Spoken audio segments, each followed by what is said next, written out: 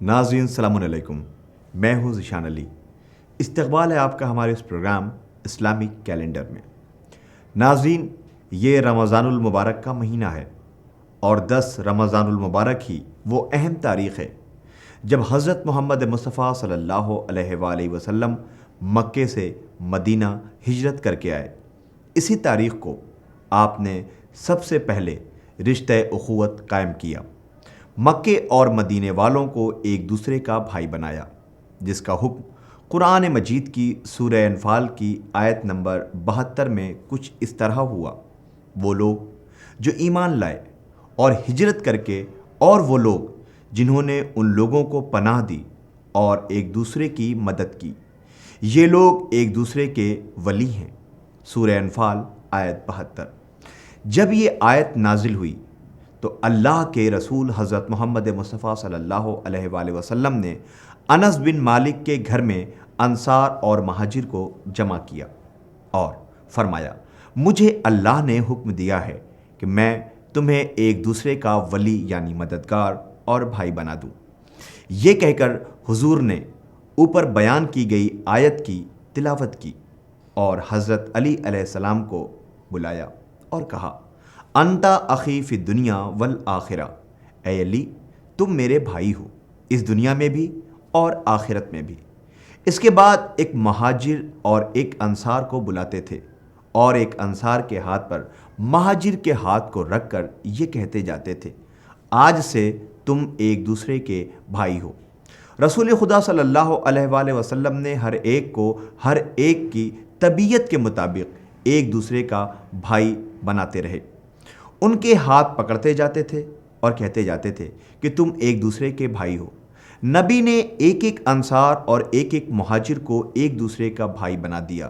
سب سے پہلے رسول خدا صلی اللہ علیہ وآلہ وسلم نے خلیفہ اول کو خلیفہ دوم کا، طلحہ کو زبیر کا، خلیفہ سوم کو عبد الرحمن کا، حمزہ کو ابن حارثہ کا بھائی بنایا۔ رسول خدا نے مدینے میں بھی ویسے ہی سب کا بھائی بنایا جیسے ایک مرتبہ مکے میں لوگوں کو ایک دوسرے کا بھائی بنا چکے تھے، لیکن جب بھی بنایا حضرت علی ابن ابی طالب علیہ السلام کو اپنا ہی بھائی بنایا، کسی اور کا بھائی نہیں بنایا۔ اس رشتہ اخوت نے مہاجر اور انصار کو ایک دوسرے کی خوشی اور غم میں شریک ہونا اور قبیلہ اوس و خزرج کے آپسی پرانے جھگڑے بھی ختم کر دیے اور اپنے پرانے گلے شکوے مٹا دیے۔ مہاجر و انصار کے درمیان اخوت اور بھائی چارہ بس یوں ہی بغیر سوچے سمجھے ایک دوسرے کا ہاتھ پکڑ کر نہیں کیا گیا، کیونکہ نبی نے یہ اس لیے کیا تھا تاکہ انصار و مہاجر آپس میں ایک دوسرے کے ہو جائیں۔ رسول خدا صلی اللہ علیہ وآلہ وسلم کی کوشش اور رشتہ اخوت کے بعد اب وہ حقیقت میں بھائی بھائی تھے۔ پرانے جھگڑے مٹ گئے۔ انصار وہ لوگ تھے جو مدینے کے رہنے والے تھے، جنہوں نے مکے سے آنے والوں کو پناہ دی، جنہوں نے اسلام کی نازک وقت میں مدد کی، اپنے محبوب وطن کو چھوڑا اور سارے رشتے دین اسلام کے لیے اپنے ملک سے ختم کر دیے تھے۔ وہ لوگ مہاجر کے لقب سے سزاوار ہوئے۔ ان کی شان میں سورہ انفال کی 75ویں آیت کچھ اس طرح سے نازل ہوئی: جو لوگ ایمان لائے اور جنہوں نے اللہ کی راہ میں گھر بار چھوڑے اور جد و جہد کی، اور جنہوں نے انہیں پناہ دی اور مدد کی، وہ سچے مومن ہیں۔ ان کے لیے خطاؤں سے درگزر ہے اور بہترین رزق ہے۔ سورہ انفال آیت 75۔ جب مکے میں حضرت محمد مصطفیٰ صلی اللہ علیہ وآلہ وسلم نے لا الہ الا اللہ کا نعرہ بلند کیا، جو مشرکین مکہ حضرت محمد مصطفیٰ صلی اللہ علیہ وآلہ وسلم اور ایمان والوں کی جان کے دشمن ہو گئے، اور یہاں تک کہ مکے میں ایمان والوں کو طرح طرح سے اذیتیں دی جانے لگیں، لیکن وہ لوگ جن کے دلوں میں ایمان رائج ہو چکا تھا، جنہوں نے نبی کا ساتھ نہیں چھوڑا اور نبی کی ہر مقام پر مدد کرتے رہے۔ لیکن تاریخ اسلام میں ایک وقت ایسا بھی آیا جب مشرکین مکہ نبی کی جان کے دشمن ہو گئے اور رسول خدا صلی اللہ علیہ وآلہ وسلم کو قتل کرنے کا ارادہ کر لیا، لیکن خدا نے حضرت جبریل امین کے ذریعے رسول کو آگاہ کیا کہ مشرکین آپ کو قتل کرنے کا ارادہ کر چکے ہیں، لہٰذا آپ مکے سے ہجرت کر کے مدینے چلے جائیں۔ رسول خدا صلی اللہ علیہ وآلہ وسلم نے ایسا ہی کیا اور اپنے بستر پر حضرت علی ابن ابی طالب علیہ السلام کو سلا دیا اور مکے سے ہجرت کر کے مدینے چلے آئے۔ مدینے میں آنے کے بعد رسول نے جو سب سے پہلا کام کیا وہ یہی تھا کہ انصار اور مہاجر کے درمیان رشتے اخوت یعنی بھائی چارہ قائم کیا۔ مہاجر اور انصار کے بیچ یہ مواخات بھائی چارہ بس یوں ہی ہاتھ پر ہاتھ رکھ کر نہیں کیا گیا تھا، بلکہ دونوں کی طبیعت اور فطرتوں کو ایک کرنے کے لیے کیا گیا تھا۔ اس عقد مواخات کے بعد انصار اور مہاجر آپس میں گلے ملنے لگے اور سب نے ایک دوسرے کو مبارکباد دی۔ اب وہ حقیقت میں بھائی بھائی تھے۔ اس کے بعد انصار اپنے مہاجر بھائیوں کو ساتھ لے گئے اور اپنی ہر چیز کا بٹوارہ کر کے ایک حصہ خود رکھا اور دوسرا حصہ اپنے مہاجر بھائی کے حوالے کر دیا۔ مدینے میں انصار کے پاس جو کچھ تھا وہ نخلستان میں ان کی زمین اور رہائش مکانات، یہ مہاجر زیادہ تر تجارت پیشہ تھے اور کھیتی باڑی باغبانی سے ناآشنا تھے۔ انصار نے یہاں بھی ایثاری جذبے سے کام لیا۔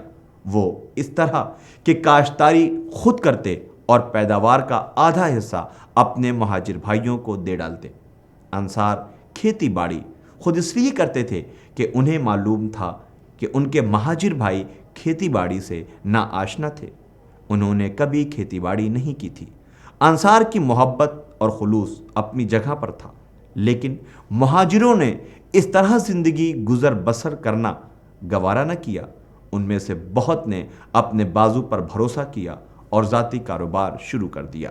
مثلا حضرت عبد الرحمن بن عوف کو جب ان کے بھائی سعد بن ربیع نے اپنی ہر چیز میں سے آدھا حصہ دے دیا تو عبد الرحمن بن عوف نے انکار کر دیا اور کہا، یہ سب اللہ آپ کو مبارک کرے، آپ مجھے صرف بازار کا راستہ دکھا دیجئے۔ انہیں بنی قینقاع کے بازار کا راستہ دکھا دیا گیا۔ وہ اس بازار میں گئے اور کچھ پنیر اور گھی خریدا اور تجارت شروع کر دی، جس میں اتنی برکت ہوئی کہ وہ خود کہتے ہیں جس چیز میں ہاتھ ڈالتا ہوں سونا ہو جاتی ہے۔ حضرت علی علیہ السلام نے اجرت پر کھجوروں کے باغ میں پانی دینا پسند کیا۔ مہاجروں کی عورتیں سوت کاٹنا جانتی تھیں، انہوں نے اپنے گھر میں بیٹھ کر یہ کام کرنے لگیں اور مردوں کا ہاتھ بٹانا شروع کر دیا۔ مہاجر اور انصار کے اس دینی مواخات کے بعد جو معاشرہ تشکیل پایا وہ ایسا معاشرہ تھا جس میں دین اسلام کی فلاح و بہبودی تھی اور ساتھ ہی ساتھ یہ معاشرہ اللہ اور رسول کی مرضی کے مطابق تھا۔ اس مواخات سے دین اسلام سرزمین عرب پر دن بدن اپنے نقوش چھوڑنے لگا اور انصار و مہاجر کے اس بھائی چارہ کو دیکھ کر لوگ حیران و پریشان تھے۔ اللہ اور اس کے رسول نے یہ بھائی چارہ صرف اور صرف اس لیے قائم کیا تھا تاکہ دین اسلام کی نشر و اشاعت ہو سکے۔ اس مواخات سے جو سب سے بڑا فائدہ ہوا وہ یہ تھا کہ اوس و خزرج کی برسوں سے چلی آ رہی دشمنی ختم ہو گئی اور آپس میں اتحاد قائم ہو گیا۔ اسلام کی غرض و غایت اللہ اور اس کے رسول کی منشا کے مطابق تھا۔ ناظرین، یہ تھا ہمارا آج کا پروگرام جس میں ہم نے 10 رمضان المبارک کی اہمیت کے بارے میں بتایا۔